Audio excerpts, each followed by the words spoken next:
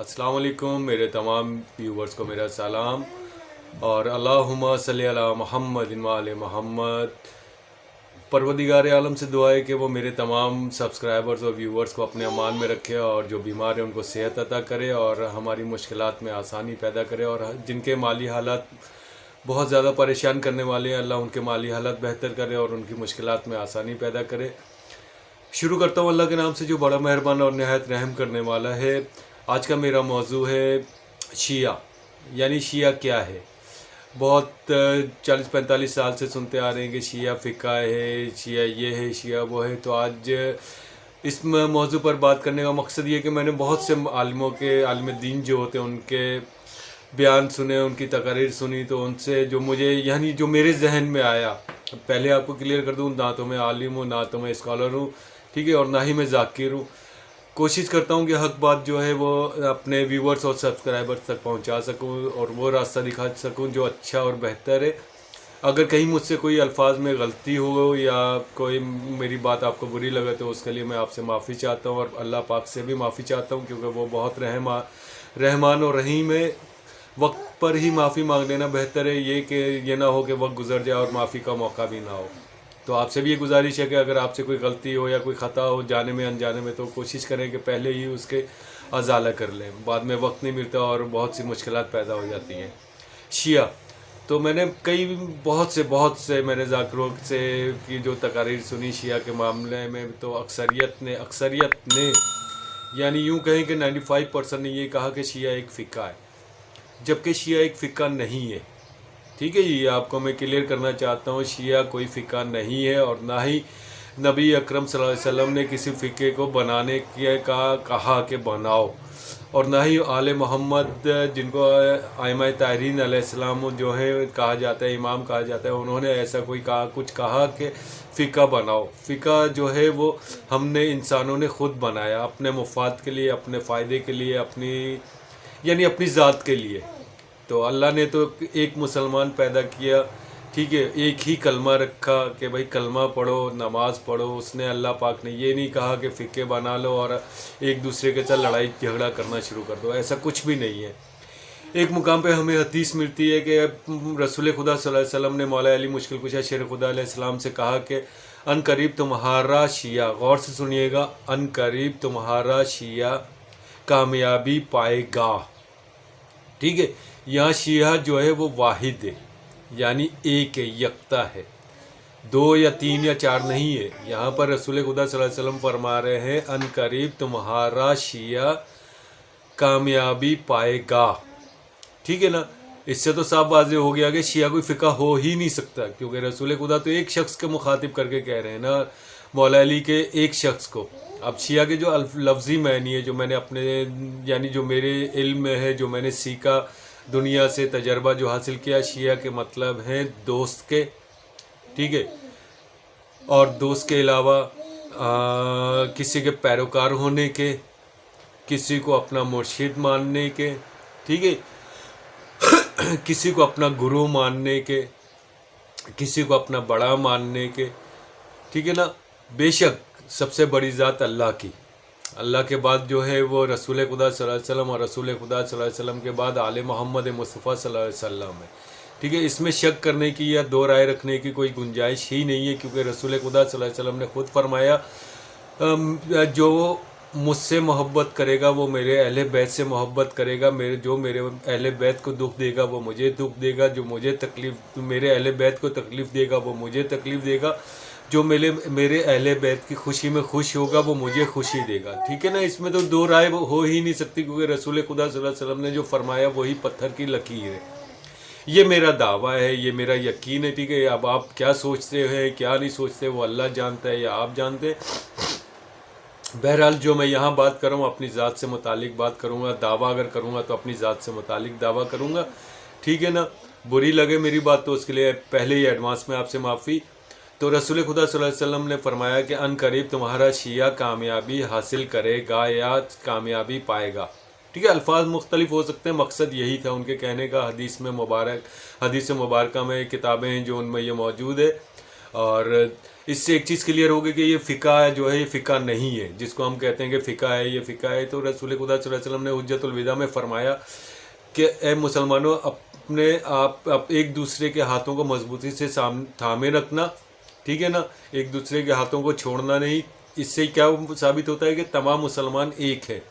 جب ایک دوسرے کا ہاتھ پکڑیں گے، تھامے رکھیں گے، تو کیا ہوگا؟ یہ ہمیں ثابت ہوتا ہے کہ سب مسلمان ایک ہیں۔ تبھی تو ایک موتیوں کی لڑی کی طرح ایک دوسرے کا ہاتھ پکڑ کر رکھیں گے، تبھی تو چین مکمل ہوگی، موتیوں کی لڑی مکمل ہوگی، دین ہمارا مکمل ہوگا۔ مگر ہم لوگ، اور پھر کہا، ہاں میں بھول گیا، بعد میں پھر کہا کہ اور تفرقے میں نہ پڑنا، ٹھیک ہے۔ اگر آپ کو لگتا ہو کہ میں غلط کہہ رہا ہوں یا میرے الفاظ ٹھیک نہیں ہے تو الفاظ آگے پیچھے ہو سکتے ہیں، مقصد بہرحال یہی ہے کہ حجۃ الوداع، پہلے ہم اسلامیات کی کتابوں میں ایسے بہت سے موضوعات پڑھا کرتے تھے، جب میں پڑھتا تھا چوتھی پانچویں میں تو یہ موضوعات تھے۔ اب تو خیر ہماری دنیات کی کتابوں میں سے ایسے تمام جو سبق ہوتے ہیں، جو بیانات ہوتے ہیں ہمارے رسول پاک صلی اللہ علیہ وسلم کے اور دوسرے جو محترمہ ہستیاں ہماری، ان سب کو ہٹا دیا گیا ہے۔ اب یہ ہماری بد نصیبی کہیں یا ہماری حکومتوں کی بد نصیبی کہیں یا دین کی کمزوری کہیں کہ ہم نے اچھی تمام موضوعات جو ہیں وہ اپنی دینی کی کتابوں میں سے ہٹا دیے تاکہ ہماری نسل جو ہے آگے ترقی نہ کر سکے دین کے راستے پر۔ اب یہ کہنا یہ ہے کہ جب رسول خدا صلی اللہ علیہ وسلم فرما رہے ہیں کہ تفرقے میں نہ پڑھنا، تو ہم کون ہوتے ہیں تفرقے میں پڑھنے والے، یا ہم کون ہوتے ہیں یعنی فرقے بنانے والے؟ ٹھیک ہے، یہ فرقے جو ہیں ہم نے خود بنائے اپنے مقصد کے لیے۔ اب ایک مولانا صاحب کا میں نے بیان سنا، یہ تقریباً 1.5-2 ہفتے پہلے کی بات ہے، انہوں نے کہا کہ ہاں، تو عالم صاحب کا میں نے تقریر سنی، انہوں نے کہا کہ بھائی یہ جو فقہ، یہ جو شیعہ یہ فقہ ہے، اور یہ حضرت امام جعفر صادق علیہ السلام ہیں جو شیعوں کے چھٹے امام ہیں، انہوں نے یہ فقہ بنایا کہ بھائی آپ کو ایک چیز کلیئر کر دوں، جو اللہ نے کہا وہی رسول خدا صلی اللہ علیہ وسلم نے کہا۔ خدا کی قسم، رسول خدا صلی اللہ علیہ وسلم نے اپنی ذات کے لیے یا اپنے وجود سے، اپنی ذات سے ایک الفاظ دنیا میں ہمارے لیے نہیں چھوڑا۔ انہوں نے جو بھی بولا وہ خدائے پاک کے حکم پر بولا۔ ان کے الفاظ جو ایک الفاظ تھا وہ اللہ کی طرف سے بھیجا گیا الفاظ تھا۔ رسول خدا صلی اللہ علیہ وسلم نے اپنی ذات سے کچھ بھی نہیں بولا، ٹھیک ہے۔ یہی چیز ہمارے ائمہ طاہرین علیہ السلام میں ہے اور ہمارے پنجتن پاک میں ہے، جن کے لیے اللہ رسول خدا صلی اللہ علیہ وسلم نے حجۃ الوداع میں فرمایا کہ قیامت تک کے لیے میں جب یہاں سے رخصت ہو جاؤں گا تمہارے درمیان 2 چیزیں چھوڑ کے جا رہا ہوں۔ پہلی چیز کیا ہے؟ قرآن، ٹھیک ہے، پہلا ہو گیا قرآن۔ دوسری چیز کیا چھوڑے جا رہا ہوں؟ اپنے اہل بیت، ٹھیک ہے۔ یہ میں نہیں بولتا یا کسی اور نے نہیں کہا، یہ رسول خدا صلی اللہ علیہ وسلم نے کہا ہے کہ تمہارے درمیان میں 2 چیزیں چھوڑے جا رہا ہوں۔ اگر دین کے متعلق یا دنیا میں آپ کو کسی بھی قسم کا میرے بعد کوئی مسئلہ ہو تو ان دونوں سے رجوع کر لینا۔ تو ان دونوں سے رجوع کرنے کا مطلب یہ ہے کہ یہ دونوں جو بھی بولیں گے اللہ کے دیے ہوئے الفاظ ہی، اللہ کا عطا کیا ہوا علم ہی بولیں گے، اپنی ذات سے کچھ نہیں بولیں گے۔ تو یہ کہنا کہ یہ امام جعفر صادق علیہ السلام نے فقہ بنایا، تو بھائی یہ میرے بالکل غلط بات ہے، ایسا کچھ بھی نہیں ہے۔ ائمہ طاہرین علیہ السلام نے وہی بولا جو رسول خدا نے بولا، اور رسول خدا نے وہی بولا ہے جو اللہ پاک نے انہیں علم دیا۔ حضرت جبرائیل علیہ السلام کے ذریعے یا کسی بھی طریقے سے انہوں تک جو علم پہنچا وہ اللہ سے ہی رسول خدا صلی اللہ علیہ وسلم پر آیا، اور ائمہ طاہرین جو تھے انہوں نے بھی وہی فرمایا، وہی بولا جو رسول خدا نے بولا۔ انہوں نے بھی اپنی ذات کے لیے یا اپنے مفاد کے لیے کچھ بھی نہیں بولا، نہ ہی فقہ کا رسول خدا نے بولا، نہ ہی فقہ کا کسی ائمہ طاہرین علیہ السلام نے بولا۔ فقہ بنایا ہم نے اپنی ذات کے لیے، اپنے مفادات کے لیے۔ ابھی بھی قیامت دور ہے، ہمارے سروں پر نہیں ہے، نہ ہی سور پھونکا گیا ہے، ابھی بھی وقت ہے۔ اللہ سے ہمیں توبہ کرنی چاہیے، یہ تمام فقہ ختم کرنے چاہیے۔ بھائی یہ میری ایک گزارش ہے، یہ یعنی میں کوئی عالم نہیں ہوں کہ میں بہت بڑا حکم دے دوں یا فتویٰ جاری کر دوں، ایسا کچھ بھی نہیں ہے بھائی۔ ایک گزارش ہے تمام مسلمانوں سے کہ بھائی مسلمان ہونے کے ناطے تمام فقہوں کو ختم کرو، ایک اللہ پر یقین رکھو، اور ائمہ طاہرین علیہ السلام اور قرآن پاک جو ہے، جو خدائے واحد کا بھیجا ہوا ہے، یہ تمام وہ ہستیاں ہیں، یہ وہ قرآن ہے جو اللہ نے بھیجا ہے، اور ان کے دلوں میں، ان کے دماغ میں وہی علم ہے، جو اللہ نے ان کو عطا کیا، ان کے پاس اپنا کچھ بھی نہیں ہے، نہ اپنی ذات کے لیے ہے، نہ اپنی طرف سے بنایا ہوا ان کا کچھ ہے، نہ ہی قرآن میں رسول خدا نے خود سے کچھ لکھا، نہ ہی خود سے ترتیب دیا، وہی لکھا، وہی بولا، وہی پاک زبان سے ارشاد فرمایا جو اللہ پاک نے ان تک پہنچایا۔ تو خدا کے واسطے رسول خدا کے جو آخری الفاظ ہیں ہمارے لیے ان کو فالو کریں۔ انہوں نے کہا کہ ہم نے آپ کے لیے 2 چیزیں قیامت تک کے لیے چھوڑی ہیں، نمبر 1 قرآن، دوسرا ائمہ طاہرین علیہ السلام ہے، یعنی جن کو ہم اہل بیت کہتے ہیں، ٹھیک ہے نا، اولاد رسول کہتے ہیں۔ اور تیسرے نمبر پر یہ آپ کو کہنا چاہوں گا کہ رسول خدا نے اپنی پاک زبان مبارک سے فرمایا کہ تفرقے میں نہ پڑنا، اپنے ہاتھوں کو مضبوطی سے ایک دوسرے کے ہاتھوں کو تھامے رکھنا، ٹھیک ہے نا بھائی میرے۔ اور وہ ہاتھ کیا ہیں؟ میرا ہاتھ پڑوسی کا ہاتھ، اس سے پڑوسی کا ہاتھ، ایک مسلمان کا ہاتھ جو نماز پڑھنے بیٹھتا ہے وہ ایک دوسرے سے ہاتھوں کو ہاتھ ملا کر رکھے تاکہ تفرقے میں نہ پڑیں۔ اور تفرقے میں نہیں پڑیں گے ہم تو کبھی بھی یہود و نصار ہم پر غالب نہیں ہوگا، نہ ہی شیطان ہم پر غالب ہوگا۔ آج جو ہم اس بدحالی کا شکار ہیں، ہم بے روزگاری کا شکار ہیں، ہمیں بہت زیادہ ہر قسم کے مسائل ہیں ہمارے لیے، ہمارے ملک میں کیا ہمارے تمام مسلمانوں کے اوپر بہت زیادہ مسائل ہیں۔ ان کی واحد جڑ یہی ہے، واحد وجہ یہی ہے کہ ہم تفرقے میں بٹے ہوئے ہیں۔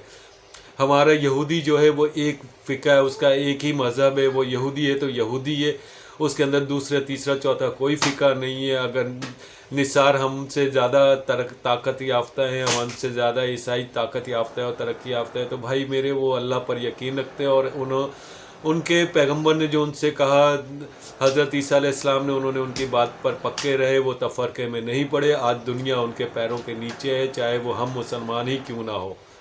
برا نہیں مانیے گا یہ، اور یہ حقیقت ہے کہ عیسائی اور یہودی جو چاہتے ہیں ہم وہ کرتے ہیں، بھلے ہم چھپ کر کریں یا سامنے آ کر کریں، مگر ہم وہ کرتے ہیں۔ اس سے یہ کلیئر ہے کہ ہم ان کے پیروں کے نیچے، وہ جب چاہتے ہیں ہمارے گھروں پر بم مار دیتے ہیں، ہمارے جوانوں کو مار دیتے ہیں، ہماری بیٹیوں کا بے آبرو کر دیتے ہیں۔ تو بھائی اس کی وجہ صرف یہی ہے کہ ہم تفرقے میں ہیں۔ ہمیں اس تفرقے جیسی بیماری سے بچنا ہے اور کوشش کریں اپنی اولاد کو اس طرح کی تعلیم دیں۔ اصل مقصد یہی ہے میرا اس بیان کا، اس الفاظ کے بولنے کا، کہ اپنی اولاد کو ایسی تربیت دیں کہ وہ تفرقے میں نہ پڑے۔ شیعہ کوئی فقہ نہیں ہے، شیعہ کا مطلب ہوتا ہے دوست نہیں تو آپ کہہ لیں پیروکار۔ تو بھائی یہ تو ہر مسلمان، اگر بات شیعہ کی ہے تو ہر مسلمان ہی شیعہ ہے۔ شیعہ نے محمد، جو محمد سے پیار کرتا ہے، محمد کو اپنا دوست رکھتا ہے، اپنا سربراہ رکھتا ہے، اپنا سرکار رکھتا ہے، تو وہ بھائی شیعہ نے محمد ہے۔ جو اہل بیت کو، محمد کو الگ ہو ہی نہیں سکتے اہل بیت سے، کیونکہ وہ خود کہتے ہیں میں ان سے ہوں اور یہ مجھ سے ہیں۔ تو بھائی یہ تو یعنی میں غلط کہوں گا کہ شیعہ نے اہل بیت بھی ہے اور شیعہ نے محمد بھی ہے، یہ ایک ہی چیز ہے، ایک ہی بات کے 2 الفاظ ہیں۔ تو وہ پوری بات یہ ہے کہ شیعہ نے اہل بیت ہوں، شیعہ نے محمد بولیں، آپ شیعہ نے اہل بیت بولیں، شیعہ نے علی بولیں، جو بھی بولیں، بات وہی آتی ہے کہ شیعہ کوئی فقہ نہیں ہے۔ جو محمد و آل محمد سے پیار کرے گا وہ شیعہ ہی کہلائے گا، بھلے آپ اس کو کچھ بھی کہہ لیں، کسی بھی الفاظ سے دوہرا لیں، بھلے وہ کسی بھی فقہ سے تعلق رکھتا ہو، اگر اس نے محمد و آل محمد سے محبت کی، رسول خدا کے فرمان کے مطابق کہ جو مجھ سے پیار کرے گا وہ میرے اہل بیت سے پیار کرے گا، تو وہ خود بخود شیعہ بن جاتا ہے بھائی۔ بھلے آپ اپنے آپ کو کچھ بھی بولو، میں نہیں نام لوں گا کسی بھی فقہ کا یا کسی بھی مکتب فکر کا، میں صرف اتنا کہوں گا کہ آپ بھلے اپنے آپ کو کچھ بھی بولو، آپ آٹومیٹک خود بخود اللہ کی طرف سے آپ شیعہ بن گئے۔ شیعہ کے مطلب ہی یہی ہے کہ سرکار کو اپنا سرکار سمجھنا، ٹھیک ہے، ماننا یقین سے کہ رسول خدا صلی اللہ علیہ وسلم ہمارے سربراہ ہیں، وہ ہمارے رہنما ہیں۔ تو جب انہوں نے کہہ دیا اہل بیت مجھ سے اور میں ان سے، تو آٹومیٹک خود بخود آپ اہل بیت کو بھی اپنا سربراہ اور اپنا رہنما مانو گے۔ نہیں بھی مانتے تو کوئی اس میں حرج نہیں ہے، آپ کا دل تو مان رہا ہے نا، آپ بیان منہ سے بھلے نہ آپ کچھ کہو مگر آپ دل سے تو اقرار کرتے ہو نا کہ سربراہ ہمارا رسول خدا صلی اللہ علیہ وسلم، نور خدا صلی اللہ علیہ وسلم ہے۔ تو بھائی یہ شیعہ کوئی فقہ نہیں ہے، نہ ہی ایک دوسرے سے نفرت کریں، نہ ہی اس طرح کی باتیں کرنی چاہیے ہمیں کہ جو نفرت پیدا کرے۔ آخر میں یہی کہوں گا کہ اپنی اولاد کو اچھی تربیت دیں اور فقہ پرستی میں نہ ڈالیں کہ ایک دوسرے سے نفرتیں پیدا ہوں، یہود و نصار ہم پر غالب ہو جائیں گے اور ہو چکے ہیں، مزید ہم پر حاوی نہ ہوں۔ تو اس کے لیے یہی ضروری ہے کہ ہم اپنی اولاد کو اچھی تربیت دیں اور نفرتوں میں نہ ڈالیں۔ अल्लाहुम्मा सल्ली अला मोहम्मद व आले मोहम्मद। आखिर मैं आप परवरदिगार से ये दुआ करूँगा कि वो मेरे तमाम सब्सक्राइबर्स को, मेरे तमाम व्यूवर्स को अपने अमान में रखे और हमारे दिलों में एक दूसरे के लिए मोहब्बत पैदा करे। चाहे हम किसी भी सोच के हामी क्यों ना हो, हमारे दिलों में एक दूसरे के लिए मोहब्बत पैदा करे, एक दूसरे के लिए रहम पैदा करे। बेशक परवरदिगार तो रहमान और रहीम है, अपने रहम में से तो थोड़ा सा रहम हमारे दिलों में भी डाल के हम एक दूसरे से मोहब्बत पैदा करें, एक दूसरे पर रहम की नज़र रख सकें। और जो मेरे जो व्यूवर्स बीमार हैं, अल्लाह उन्हें सेहत अता करे, और जो माली तौर पर बदहाली का शिकार है, अल्लाह उनके माली हालात बेहतर करे और उनकी मुश्किलात में आसानी पैदा करे। अल्लाहुम्मा सल्ली अला मोहम्मद व आले मोहम्मद।